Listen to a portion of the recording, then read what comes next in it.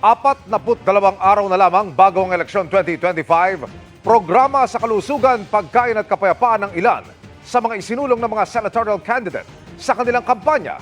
Nakatutok si Ivan Mayrina. Nag-motorcade mula Pangasinan Patarlac si Atty. Raul Lambino. Isinusulong ni Senator Lito Lapid ang libreng pa-ospital at gamot sa senior citizens. Pananampalataya at kasaysayan ang binigyan diin ni Senator Amy Marcos. Reforma para sa food security ang isa sa mga advokasya ni Kiko Pangilinan. Nababahala raw si Ariel Carubin na mas murang imported goods sa mga pamilihan.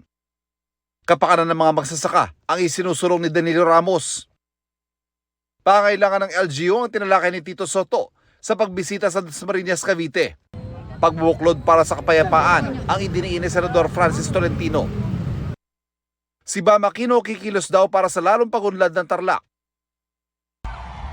Libreng maintenance medicine ang isinulong ni Mayor Abby Binay. Nag-ikot sa Ubay Public Market sa Bohol si Atty. Jimmy Bondok. Advokasya ni Representative Arlene Brosas ang pagpapababa ng presyo ng bilihin. Nakipagpulong si Allen Capuyan sa anti-crime volunteer sa Cebu. Sa Cavite, programa sa kalusugan at edukasyon ang isinulong ni Senator Bongo. Kasama niya sina Gringo Onasan, Willie Revillame.